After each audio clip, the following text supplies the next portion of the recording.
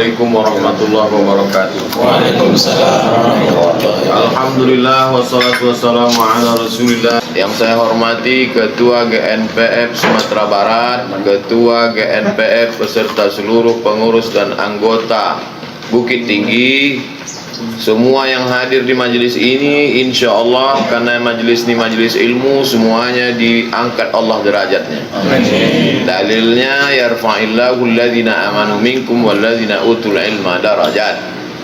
Titik temu kita ada pada satu titik.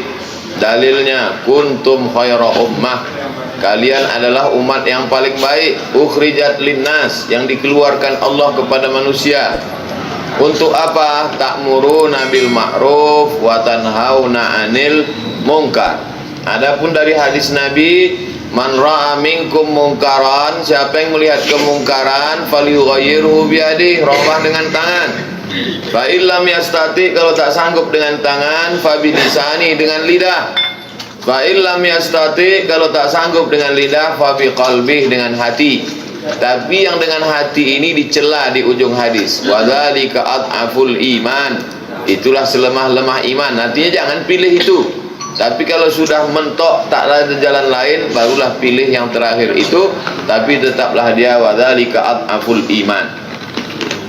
Jadi kronologisnya lembaga-lembaga terutama GNPF bangkit dari kesadaran amar ma'ruf nahi mungkar. Di situ titik temu kita, amar ma'ruf nahi mungkar. Hanya saja amar ma'ruf nahi mungkar yang lebih hebat adalah amar ma'ruf nahi mungkar dengan kekuasaan. Amar ma'ruf nahi mungkar dengan ceramah, ini yang saya lakukan selama ini. Tapi ada yang lebih hebat lagi, amar ma'ruf nahi mungkar dengan kekuasaan. Berapa banyak buya-buya, habib-habib, alim ulama, tokoh masyarakat di Jakarta, tapi yang menutup Alexis itu kan kekuasaan. Begitu hebatnya kekuasaan. Berapa banyak alim ulama, tokoh masyarakat yang hebat-hebat tak sanggup menutup prostitusi di beberapa kota di Indonesia. Tapi kalau sudah dengan kekuasaan, bupati, wali kota, gubernur yang dengan kekuasaan tanda tangannya perda, pergub, perbu, perwako. Oleh sebab itu maka ulama mesti berpikir bagaimana amar ma'ruf nahi mungkar dengan kekuasaan. Yang paling ekstrim adalah dia mencalonkan diri untuk duduk di kekuasaan itu. Ulama itu duduk di situ. Tapi kalau dia tak sanggup, maka dia cari orang yang sanggup untuk duduk di situ. Jadi ini semuanya adalah dalam kerangka amar ma'ruf nahi mungkar. Dalilnya dibacakan oleh Ustaz Abdul Latif tadi. Alladzina immakkannahum fil ardi, kalau kami kasih mereka kekuasaan di muka bumi, aqamus shalah, mereka menegakkan salat. Kenapa tak disebut di situ haji? Kenapa tak disebut di situ puasa? Kenapa tak disebut zakat? Karena salat itu sudah cukup mewakili yang lain. Karena salat itu tiangnya, as-salatu imaduddin. Setelah mereka menegakkan syariat, baru kemudian aqamus shalah, lalu kemudian amaru bil ma'ruf, mereka melaksanakan amar ma'ruf wa nahau anil munkar. Tapi coba kita tengok yang tiga ini, tidak bisa melakukan aqamus shalah, tak bisa, amaru bil ma'ruf tak bisa, nahau anil munkar tak bisa. Kalau yang pertama tadi tidak. Apa yang pertama itu? Makkannahum fil ardi. Apa yang dimaksud dengan makkannahum fil ardi? Kata Imam Abul Fida Ismail Ibnu Katsir dalam tafsir Al-Qur'anil Azim, makna makkannahum fil ardi al-wali. Bukan wali. Kalau wali, wali Allah. Tapi pakai alif, al-wali. Apa maksudnya? Orang yang punya kekuasaan. Itulah pentingnya punya kekuasaan. Oleh sebab itu maka apa yang kita lakukan hari ini adalah mendudukkan orang yang kira-kira bisa melaksanakan amar ma'ruf nahi munkar untuk duduk di kekuasaan gubernur, bupati, wali kota, presiden, wakil presiden, DPR, DPRD, DPD. Kita wajib mendudukkan dia. Maka orang marah dengan saya. Kenapa? Karena saya menyentuh politik. Yang paling selamat itu adalah ceramah bercerita masalah hati. Mari bersihkan hati. Nah, itu paling selamat. Saya bukan ustaz model itu. Ceramah saya di mana-mana 3. Pertama, islahut tarbiyah, perbaiki pendidikan, masukkan anak ke pondok pesantren. Yang kaya-kaya wakafkan tanah buat pondok pesantren, pendidikan. Yang kedua adalah islahul iktisad, perbaiki ekonomi. Mari belanja ke warung tetangga. Yang ketiga adalah islahus siasa, perbaikan ekonomi. Pilih anggota legislatif yang pro kepada perda syariah. Pilih bupati, wali kota, gubernur yang dekat kepada ulama. Makanya orang banyak membuli, banyak mengatakan anti kebinekaan. Kenapa orang Bali mengusir saya? Kenapa orang Hong Kong mengusir? Ya karena itu. Kalau mau selamat, ceramahlah tentang masalah darah haid, darah nifas, darah bisul, darah jerawat. Tak akan marah orang. Tapi saya bukan ustaz model itu. Saya bukan ustaz zona aman. Saya ini memang selalu pada posisi tak aman. Nah, oleh sebab itu maka ini perlu hamba luruskan. Jadi ketika dikatakan yang berbeda pendapat dengan ini adalah salah, maka fa in tanaza'tum fi syai'in, kalau kamu bersilang pendapat dalam satu masalah, farudduhu ila Allah, balikkan kepada Allah, tengok Al-Qur'an. Wa ila Rasul, lihat kepada Rasul, maksudnya hadis-hadis Nabi Muhammad sallallahu alaihi wasallam. Tak paham kepada Quran, tak paham kepada sunnah, maka kita punya pewaris para nabi, al ulama warasatul anbiya. Dan ulama itu bukan hak surang. Ulama kok banyak. Yang jadi masalah ketika kita menyebut ambolah ulama, yang lain baru. Jadi masalah. Ulama kok banyak. Nah, ketika datang orang menjumpai Imam Malik bin Anas, wahai Imam Malik, kalau kitab Muwatta saja nan awak pakai, supaya tidak terjadi ikhtilaf, kitab Muwatta saja dan awak pakai. Kata Imam Malik, enggak. Manga? Sebab sahabat Nabi sudah tersebar ke seluruh penjuru dan sahabat punya tabi'in. Imam selevel Malik bin Anas, gurunya Imam Syafi'i. Apa kata Imam Malik? Adraktu sab'ina min fuqaha'il Madinah. 70 sahabat, 70 ahli fikih Madinah baswo jombo menulis kitab Muwatta ika. Aradtu kitabi hadza ala sab'ina min fuqaha'il Madinah. Amba tulis kitab Muwatta ika, amba presentasikan ke 70 ulama ahli fikih Madinah. Kulluhum wata'uni, semua mereka menyetujui ambo isi Muwatta ika. Fasammaituhu Muwatta'an, ku sebut kitab ko ika Muwatta, tapi tetapnya tidak mau menyebut dirinya ulama tunggal. Malik bin Anas. Kok Malik bin Anas? Bukan Malik yang menggali ayam di pasar. Mohon maaf Pak Malik ya. Malik bin Anas tidak mau dijadikan ulama tunggal. Sebab apa? Sebab ulama itu banyak. Likulli ra'sin ra'yun, setiap kepala ada ijtihad di situ. Ambo mengikuti ijtihad kuda ambo, senior ambo. Kau sadar ni kau senior ambo. Kau senior ambo di Kairo di Azhar. Kau senior ambo di Mesir nyojo dari Jambi. Kau senior ambo 96. Kau 9 ampe, kau 95, kau 96 senior ambo. Maka ambo awam tidak tahu apa, bertanya dulu. Fas'alu ahla zikri, tanyalah orang nan tahu, in kuntum la ta'lamun, kalau tidak tahu. Kalau ambo salah, tegur ambo, ajak basuo fatabayanu, klarifikasi, duduk awak bersama, duduk iko, bukan dengan cara balik kepada syariat Islam, ajaran Islam. Jadi mengapa Ustadz Abdul Somad ini mengantar Haji Erman Sapar ke KPU? Karena menurut hasil ijtihad ambo, hasil ijtihad orang-orang senior di hati ambo, menurut mereka maka ini orang lebih memungkinkan untuk melaksanakan amar ma'ruf nahi mungkar. Jadi jangan dibayangkan partai bermusyawarah partai, lalu mendudukkan seorang bernama si fulan, lalu setelah si fulan ikut duduk atas dasar pilihan partai, datanglah si Abdul Somad membaca doa. Bukan baca doa. Sesudah baca doanya pun pulang, lalu kemudian auto mogok setelah jalan. Dah, bukan begitu ceritanya. Ini ceritanya adalah ulama duduk mencari anak-anak Minangkabau di perantauan yang sukses berhasil, yang mau mengikut pendapat ulama. Setelah diadakan penjaringan, dapet orangnya. Kok setelah itu dia ada, mau ndak duduk? Pertanyaan ambo singkat saja. Kalau duduk nanti jadi wali kota, nampak tamu wakatu abih dek ikut. Kalau jadi bisnismen, Sabtu Ahad bisa liburan main golf.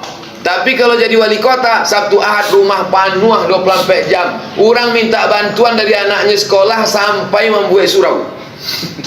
Siap enggak? Siap. Nangka dua, piti banyak habis. Gaji enggak seberapa. Silap-silap ditangkok KPK. Siap enggak? Siap. Nangka tiga, dua iko bare, nangka tiga pelipur lara. Awak bisa menenangkan hati dengan beramar ma'ruf nahi mungkar dengan kekuasaan. Takbir. Allah. Selesai. Siap nak? Siap. Oleh sebab itu, setelah maunya dipinang, didudukkan, barulah perahu datang. Jadi perahunya datang belakangan. Masih nanya kamu Pak Gerindra Ustaz. Ambil, soalnya Pak antum butuh anggota dewan untuk menggolkan program. Sebab awak tinggal tidak di zaman Bani Umayyah. Jadi awak jangan bercerita politik itu, kepala awak di abad ke-7. Awak tinggal di zaman demokrasi. Di demokrasi kok ada anggota parlemen legislatif yang akan menyokong awak nanti ketika membuat keputusan. Sehebat apapun awak, kalau tidak didukung dewan legislatif tidak bisa. Kalau Bukit Tinggi berhasil dengan ridho Allah, amin, maka cerita Bukit Tinggi kok akan menjadi model untuk perubahan dalam bidang politik, pengangkatan dari mulai A sampai Z.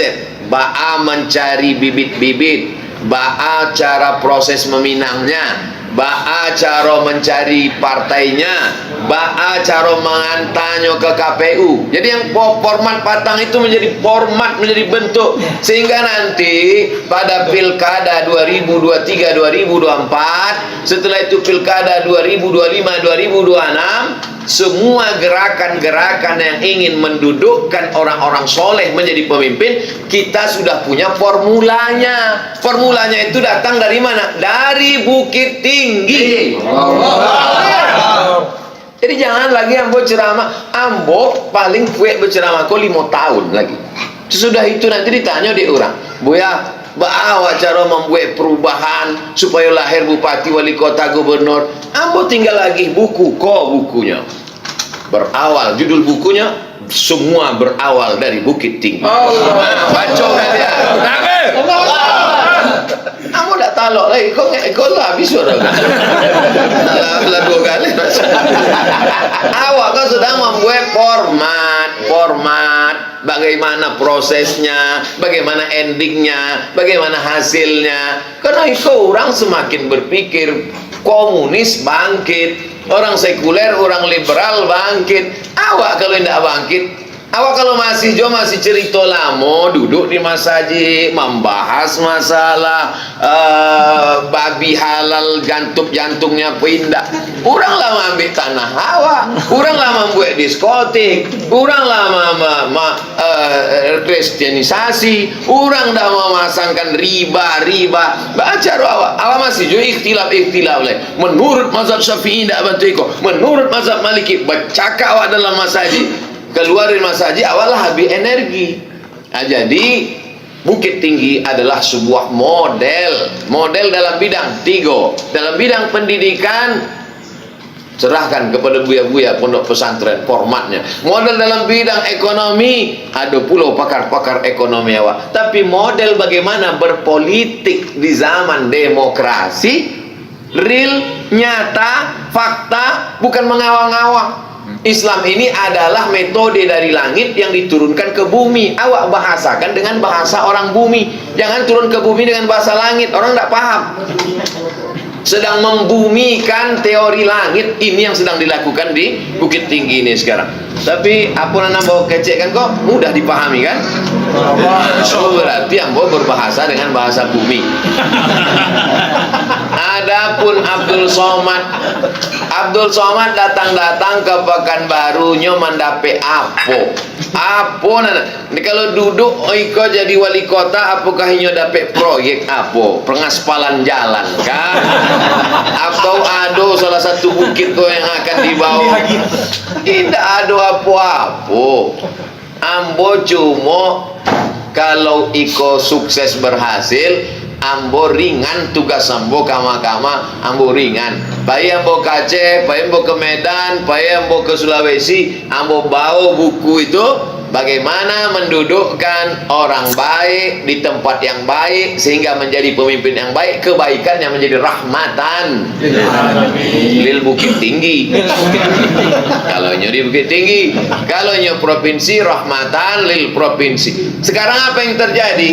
Orang-orang yang punya duit banyak, pengusaha-pengusaha mafia-mafia hitam membiayai orang yang jahat, duduk disebarkan duit, lalu kemudian partai-partai dibayar, masyarakat disogok dengan duit yang unlimited karena mereka punya dua. Setelah orang itu duduk, lalu kemudian setelah duduk dieksploitasi alam, nikel, batu bara, kebun kelapa sawit, umat Islam hanya jadi penonton. Orang sudah punya formula itu. Kita kalau tidak punya formula, kita akan habis di gerus zaman. Maka ambo nak memperdulikan kalau ada orang sesama Islam membuli ambo, mengejek ambo, ambo tidak akan balas. Sebab apa? Inyo tidak pernah ada di kepala ambo. Kalau ada orang Islam, ustadz mengejek ambo, membuli ambo, ambo tidak pernah balas karena mereka saudara ambo. Yang ada dalam kepala ambo adalah sekuler, liberal, kafir, munafik, musyrik. Itu musuh ambo. Hidup ini yang paling mengerikan adalah ketika kita salah menempatkan musuh dan habis energi awak untuk itu. Setan sudah berhasil. Sampai hari ini alhamdulillah setan belum berhasil. Ambo biasanya jarang berapi-api. Di GN mungkin semangat di NPM. Bahkan Imam Ampek mazhab Hanafi, Maliki, Syafi'i, Hambali. Imam mazhab itu cuma sampai Imam yang kelima itu Imam Samudra sama Imam S. Arifin. Yang ini mengantar ke KPU itu satu ustadz berkumpul. Dari ustadz nambah jangui sampai tidak berjangui. Dari nambah sorban sampai pakai peci. Dari awal zaman sampai ustadz akhir zaman. Itu sepanjang umur ambo, seumur hidup ambo, baru itulah mengantar calon sampai ampe ustadz berkumpul, ustadz nasional, ustadz internasional bro, ustadz yang sampai ke Rohingya berikol, sampai ke perbatasan Turki, Suriah. Nah itu. Jadi sebenarnya ini adalah sebuah model contoh sehingga nanti ke depan daerah kabupaten kota lain bisa menjadi meniru format ini. Oh, cara mengantarnya ke KPU supaya nampak syiarnya bentuk iko. Kemudian 90 hari itu cara-caranya itu. Jadi maka oleh sebab itu ambo minta sejarah iko Ustadz Jel dari awal sampai akhir itu ada yang menulis rentetan iko, dari mulai menjaringnya, meminangnya, mencari partainya, melibatkan orang-orang pentingnya, nenek mama alim ulama cerdik pandainya, itu mesti ada. Dan awak pun ada bersyarat. Kalau tidak bersyarat, tidak ada teken kontrak untuk umat, awak tidak mau mengasih dukungan. Ambo bukan ambo memang nampaknya galak-galak aja. Ambo dituduh orang ustadz lucu-lucu. Ambo sedang lucu-lucu aja orang camek ambo. Kalau ambo serius. Ambo dia orang. Sama itu kan ustadz lucu-lucu. Ambo melucu aja orang takut ambo. Apalagi kalau ambo serius. Gua balik syarat. Kabupaten kota, kalau kalian punya calon bupati, wali kota, gubernur, jangan datang ke Pekanbaru. Tidak akan kalian dapet ambo kalau cuma untuk foto-foto. Foto gue baleho. Gue balik syaratnya. Syarat pertama, calon wali kota, gubernur, bupati mesti melibatkan nenek mama alim ulama dalam mengeluarkan keputusan, menjaga filosofi tiga tungku sajarangan. Dua, calon gubernur wali kota siap mempertahankan semboyan adat Basandi syarak, sarak Basandi kitabullah. Tiga, memperhatikan surau. sebab kita akan mendidik masyarakat iko kembali ke surau yang mulai ditinggalkan. Sampai mesti ada 5 pelajaran yang masuk dalam sekolah umum, SMP, pesantren, adapun SDIT itu tidak awak perhatikan lagi. Ada 5 sebab pesantren kau, tapi sekolah umum itu Quran, hadis, akidah, akhlak, bahasa Arab, sejarah Islam, fikih mesti masuk. Gajinya dari mana? 5 yang menggajinya. Aktifkan Basnas, Badan Amil Zakat Nasional. 6. Perhatikan kesejahteraan guru mengaji, hidupkan balik maghrib mengaji. 7. Perhatikan penggali kubur, sebab banyak yang tak memperhatikan. 8. Perhatikan kesejahteraan petugas penyelenggaraan jenazah. 9. Siapkan silabus untuk kajian di kantor-kantor, supaya kajian kau jangan liar, buatkan silabusnya. 10. Perhatikan anak muda, milenial. Jangan sampai anak muda awak karena LGBT, aliran sesat, Syiah, kelompok-kelompok yang bertentangan dengan sunnah. Sabale, selama ambo berjalan mesti diikuti, diwakili oleh ulama tempatan, supaya ambo tidak dianggap sebagai tamu. Khusus untuk Bukit Tinggi, ambo selalu tarik dengan Ustaz Jalfatullah dan Usman. 2 balai, puncaknya kekuasaan adalah untuk satu tujuan, menegakkan amar ma'ruf nahi mungkar. Makanya Riau 2 balai kabupaten kota. Riau 2 balai kabupaten kota. Yang pilkada kini 9. Tidak ada ambo datang. Sebab apa? Kalau mau ikut syarat ambo dukung. Tapi kalau tidak, tidak. Kalau cuma Ustaz kami undang Ustaz untuk ceramah, untuk apa diundang ceramah? Sedangkan undang ambo setahun akan datang masih penuh. Ambo bukan model diundang ceramah, habis itu angkat tangan, foto-foto, buat baleho. Ndak. Ambo bukan bodoh. Ambo ke profesor doktor.